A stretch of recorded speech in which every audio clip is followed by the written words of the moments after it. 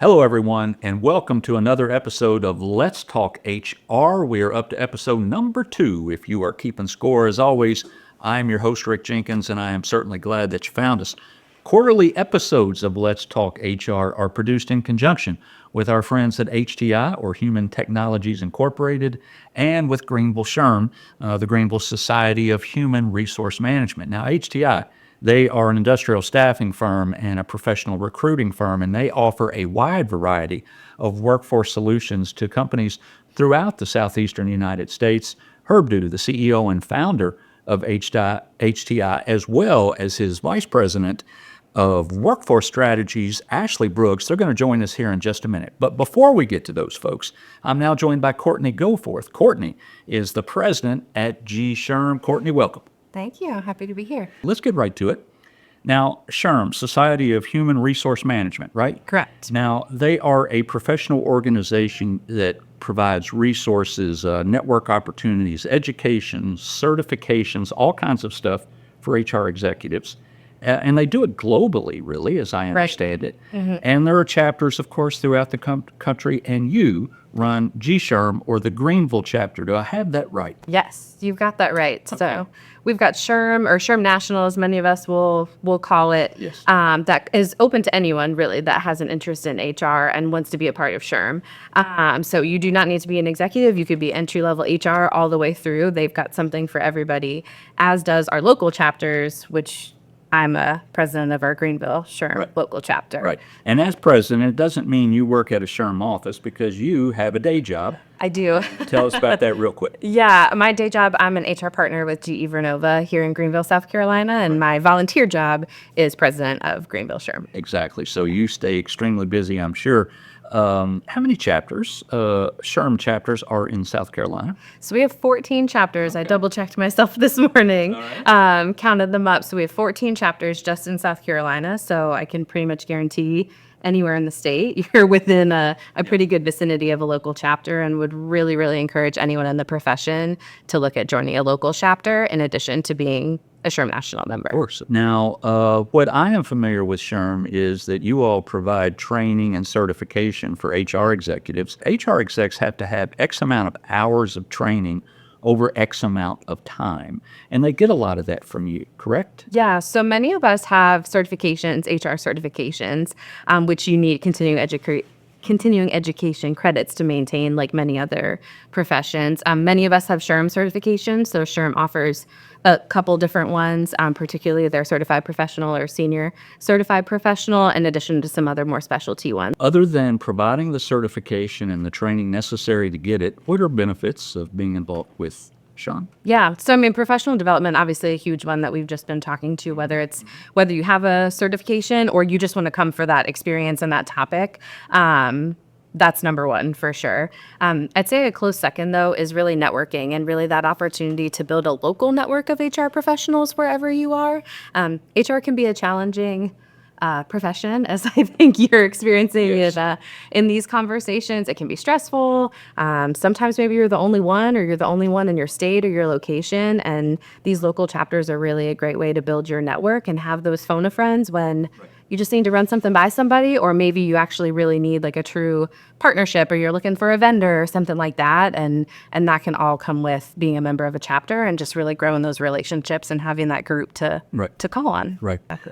So big event coming up in September of this year. It is the annual state conference for SHRM. Tell me what's going on. Yes. So September 24th through 26th in Myrtle Beach is the annual South Carolina State SHRM Conference. So this is an event that gets put on for the entire state, open for anyone who wants to attend to join, certainly targeted for HR professionals or those, directly dealing in HR matters. But it's definitely going to sell out. Registration's already well above, I understand, target for this time of year. And we have a really amazing featured speaker this year, which is the president and CEO of SHRM National, Johnny C. Taylor Jr. So that's a huge, huge draw and a huge benefit of coming to the state conference this year. I've heard Johnny speak before, and he is an excellent speaker. And so if you go, you'll be in for a treat. And how many folks, if you said you're going to sell out, so if you sell out, how many folks is that? I believe a sellout is like max 350, but so we're talking multiple hundreds of HR people. That's right. Large exhibitor marketplace, and yeah, they put on a great event in Myrtle Beach. Good stuff. I appreciate you, Courtney. Yeah, thank you. Folks, thanks for joining us for this first segment of Let's Talk HR. That is Courtney Goforth. She is the president of GSHRM, or the Greenville Society of Human Resource Management. Don't go anywhere, because in about 60 seconds, we'll be right back with Herb Dew and Ashley Brooks with Human Technologies Incorporated, or HTI. See you in a sec. I bet you want a website that drums up business. You see, every business wants to have an effective online presence that helps their business grow. We guide you through our process that will drive results by clarifying your message with a beautiful design that's strategically optimized for search. Stop wasting your time and money on an ineffective website and let us help you drum up business by designing a website that speaks to your audience and delivers results. Welcome back, everyone. I'm Rick Jenkins, and this is Let's Talk HR. Glad you found us, and I'm glad you came back, because right now I'm joined by Herb Dew, who is the founder and the CEO of HTI, Human Technologies Incorporated, and his vice president of workplace strategies. This is Ashley Brooks. Folks, welcome. Thank you. You're glad to be here. Yeah. It is good to have you. Loved our first episode, and now here we are at episode number 2, and we got some good stuff to talk about today. Before I get into that, you founded the company in 1999. So if my math serves, we're on the 26th year. 26 years, yeah. As of Big celebration. coming up this week, yeah. May 4th. That's right. Big celebration this year. And Ashley, you must have joined very early, because you've been with HTI for a couple of decades. That's right. I think we had 9 people when I started. How about that? And you got how many now? Oh, 165 internal and 2,100 people on payroll across the upstate. How about that? What a success story. Tell us what you do, Ashley. So my division is over the consulting and labor strategy for the organization. So I would say probably 4 or 5 years ago, we really started to see the shift in not just needing to find talent and place people, but also help organizations with how can they become an employer of choice? How can they make sure that they're retaining the talent they bring in? They were really struggling with that. And we all know how the last few years have been for retention of employees. And so really that's what my group does, is how do you attract talent, retain talent, and make sure that you're getting the right people? We're at a time when retaining talent is probably more important these days than attracting it. Yeah. It's cheaper to retain than find somebody new, right? Yeah, I joke all the time about when I retire, I'm going to work for Ashley, because the work she does, working with companies, helping with retention and culture and training, that's so much fun. It is fun. So it's some of the most fun work we've had over the last 5 years. You and I working on some of that stuff. And to see the results, too. Yeah. That's the fun part, I think. Of course. Yeah. We're going to talk about a few things today, folks. We're going to talk about tariffs. Oh my goodness, that's a big topic, of course, in South Carolina and anywhere you look. We're going to talk about how tariffs are impacting the labor market, and we're also going to talk about training frontline leaders, which is really important, probably something that doesn't happen quite enough. But we are going to start with talking about the growing differences in the generations in the workplace. Now, last time we were on here, Herb, you and I talked about the fact that boomers are retiring in mass numbers, and of course they are being replaced with younger generation folks. Now, these folks, they look different, they act different, but the most important thing is they want different things. Right. And that means that our HR executives just have to be, as you said last time, more nimble than they've ever been before, trying to massage and manage this change. Let's start with the Gen Zer. That is the group that's coming in now. Right. First of all, define Gen Zer for me in terms of the age. Do you know that bracket? Yeah, Gen Z would be age 23 and 24 and probably below, right around something like that. So that would be having come out of college or high school over the last 2 to 6 years, something like that. Okay. So they're graduating right now, looking for a job over these past couple years.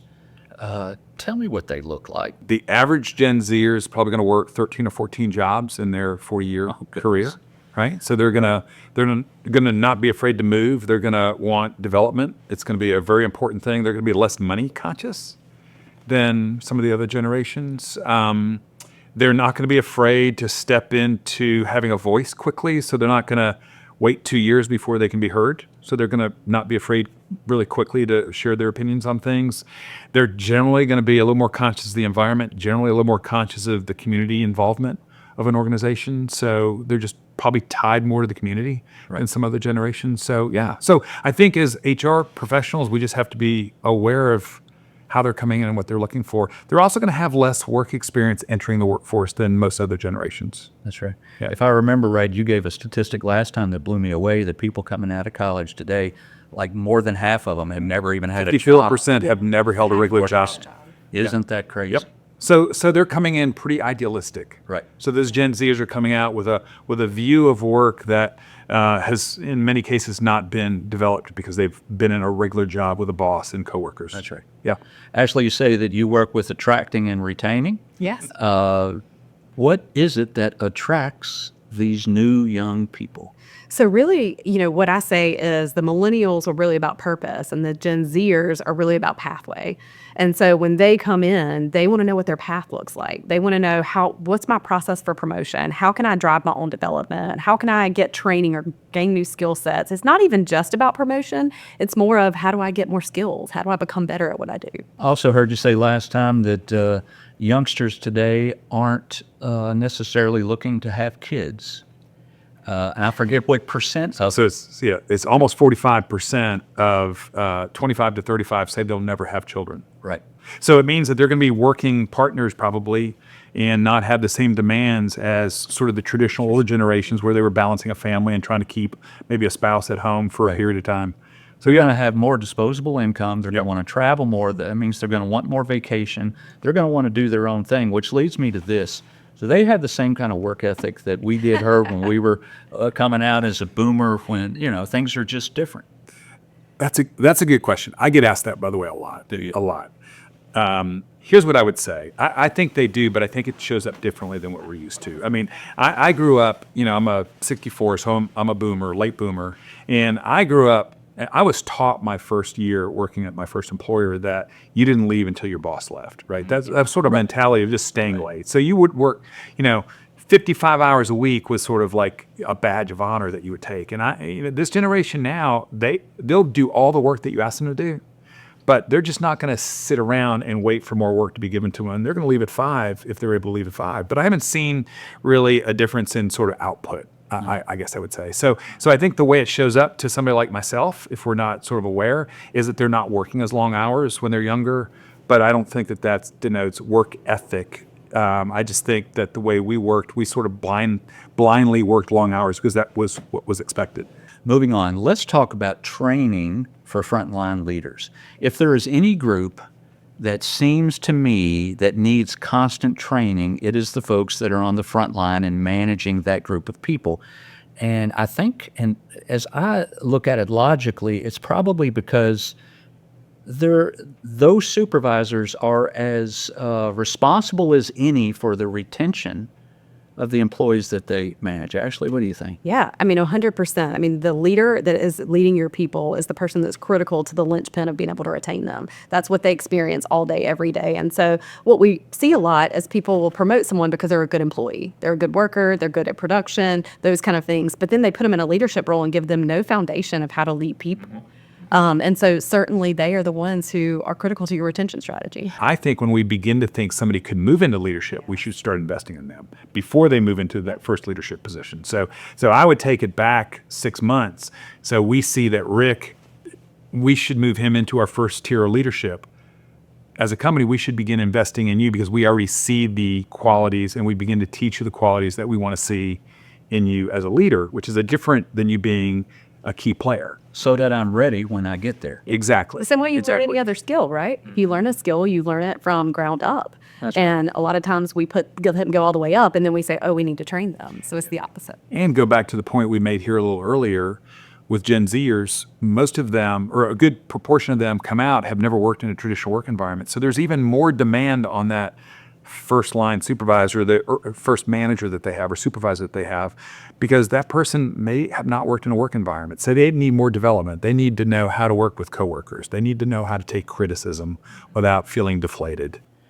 All right, guys, let's go to the third topic, and it's a doozy. We're talking about tariffs. Some industries and professions are going to benefit, and some are not. Some are going to really take a beating. Yep. Right? Yep. Are you Certainly in the short term. That's correct. And we don't know how this is going to play out. So let's just, be upfront. Everyone's in the dark. And if you think you're not, you're wrong. But what are you seeing right now? Are companies already beginning to see change? They are. They are. So if you think about manufacturing is really our expertise. So if you take a look at manufacturing, as a country, manufacturing went from having 90 days worth of inventory in their warehouses to going to sort of real-time inventory. So in many cases, inventory, you might have a week or two worth of backlog in inventory. And so almost everything we use here in the United States has foreign-made components in it, right? So that the tariffs are beginning to hit our supply chains now and affecting a lot of our manufacturers even here in the upstate right now. So I would say right now, companies are just pausing. They're just trying to get a sense for, are these going to stick? What are the tariffs going to be at? What are the pricing levels going to be at? Certainly the biggest one being China, because we have so many companies in the upstate that are buying components that go into cars and appliances and everything else that are made in China. So I would say right now, like what we're seeing right now, for example, are salary jobs being just put on hold. Not eliminated, or we're not seeing job loss. We're just seeing freeze. Let's sort of freeze in place until we feel out how this is going to land. Goldman Sachs recently put out a survey, and they talked about the importance of manufacturing in this whole tariff scenario, right? And we, of course, are an advanced manufacturing state. It's driving our economy these days, along with agriculture, as always. But they said that manufacturing is going to benefit from this. As you just said, it might take a little time, but that other industries are likely to suffer, and that the jobs we may gain in the manufacturing industry were going to be a net negative with other industries. Now, they don't know that. We don't know what's going to happen. However, that is part of what their prediction is. What other industries, either of you, what other industries need to really be careful and take a step back? Agriculture is a big one right now that we've really got to be cognizant of, and they're probably having to kind of look at how it's going to impact them because really they export a lot to China. You know what our fastest growing manufacturing industry was in 2024? Food production. Yeah. Right? So last year, fastest growing manufacturing facility, food production, and yet the tariff impact is going to be probably hardest hit on that industry as far as us exporting food that we produce. In South Carolina, we produce corn. We produce cotton. We produce peaches. We grow chickens. We grow turkeys. Yeah. Seriously. Yeah. Right? All these things are big. Agriculture is big in South Carolina. It still leads the economy in terms of the dollars that it drives, and, it's above manufacturing. Could we have a little bit of a reverse impact as well, that our folks begin producing more that get bought from within the country that maybe before it didn't? Possible. I think that's possible. It's funny because the tariffs, I think, if you eliminate the politics of the tariffs, I think the intent to bring high tech manufacturing back is good. I would have loved to see it be more, instead of broadly, I would like to have seen it be more targeted. So I think there's a lot of good that can be done with targeting industries that we should be able to self-support ourselves with. But broadly, I think the tariffs right now have not been probably described as well as they should be to the public, and I think companies are just taking a very careful look at that. We have a pause, as you say. Actually, what can companies be doing right now as they are pausing and considering what to do? How about the leadership training that we talked earlier? How does this all come together? Yeah, I think this is a more important time than ever when you've got people who are in a moment of uncertainty as an employer to show your commitment to them. And there's kind of an advantage. It's a perfect storm for an employer right now. You can show that you're committed to your employees, but at the same time, you can capitalize on them having a little bit more flexibility and being able to go to this training, participate in this training, those kind of things now. And so if you can invest now, this is the time to do it. Right. Unemployment.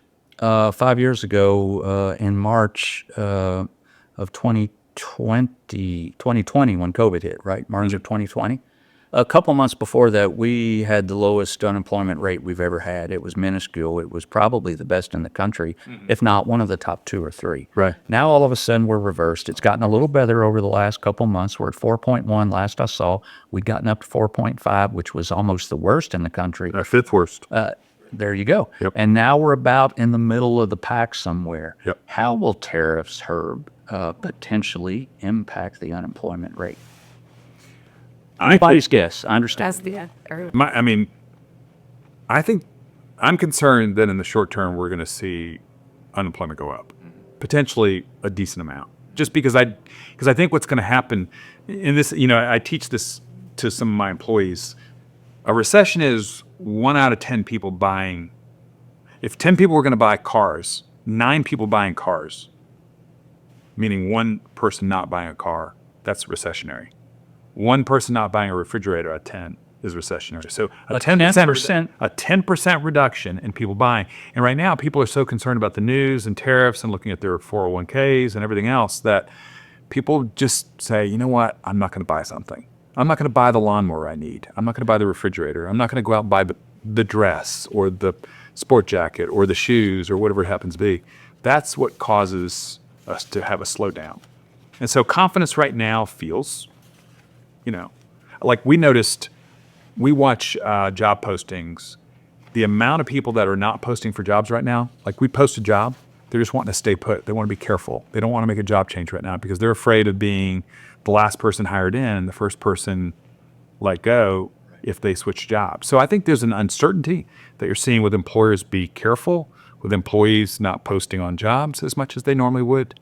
And I think that's going to translate potentially into people buying a little less.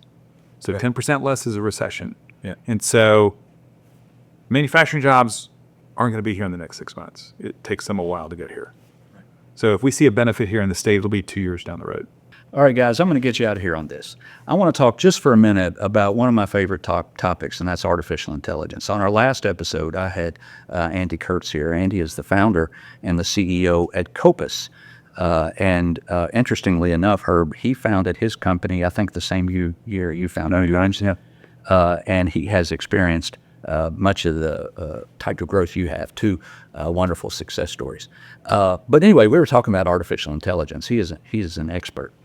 And we talked about the fact that there was a survey that was done recently that said over the course of the next X number of years, and I don't remember what, but a little bit of a span of time, maybe a couple decades, that we're going to lose globally 300 million jobs because of artificial intelligence. Now, some of them will be replaced because of other things. Of course, it doesn't mean 300 million people are going to be out of job. But what it does mean is that a lot of the jobs that people are doing today, that job will not exist tomorrow because a robot that never has to sleep will be able to do it. Right? Mm-hmm. Are you all hearing this type of thing? Are you talking to folks that have concerns about AI? What's happening out there? Yeah, I mean, I definitely think it's an area that people are beginning to wonder, how's this going to affect me long term? That's right. What is this going to look like? And honestly, the answer is we don't know. But what I will say is I think as employers and kind of in what we're looking at, we're starting to see we already have a skill set gap within the industry and throughout the U.S. And so what kind of skills are going to now be required for people that have to be able to you've got the robot doing the job, but there's still got to be a higher technical capacity to be able to handle when that machine glitches or when that robot's not doing its job. And somebody has to make the robots. Yeah, and so aligning our educational systems to make sure that we're also aligning with what's going to be needed in that new skill set is something that's really been a focus for us and being able to partner with that. And I'm involved in some organizations now here within the state, and I would say the tech schools, we have some of the best tech schools in the state. It's pretty amazing, and their collaboration with manufacturing and other industries is really amazing. So I think what we'll do as a state that will be better than many of the states we compete with is we'll align that training that's needed with our employees to get there. If you think about it, back in '84 when I started working, we were still largely a textile state. And think about how far we've come. And those textile jobs used to be, 1,000-person facilities sewing socks or sewing shirts or doing whatever. They were very manual. So we became very automated as a state in really 30 years. And we still have a low unemployment rate and we have higher paying jobs that have more skills and we'll make the next step also. But I do think it's going to be a dramatic step that requires a lot of training and a lot of work with the schools and the city and state governments combining with industry. Well, I think what people have to remember is we already have a shortage of labor in this country. So we know that through 2033 that we're going to need 4 million workers to come in just to the manufacturing industry. So we really could afford to have some of that come in without really heavily affecting, what we're going to need from a worker standpoint. So Great point. Folks, we talked about Gen Zers. We talked about training. We talked about tariffs. And we talked about robots. You can't beat that for one episode. Appreciate it, guys. Thank you. Herb, appreciate you. Excellent stuff. Ashley, thank you. Yes, nice to meet you. Good to Folks, see you. that is Herb Dew. He is the CEO and founder of HTI, and that is Ashley Brooks. She is his vice president of workplace strategies. Thanks for joining us on another episode of Let's Talk HR. We'll see you next time.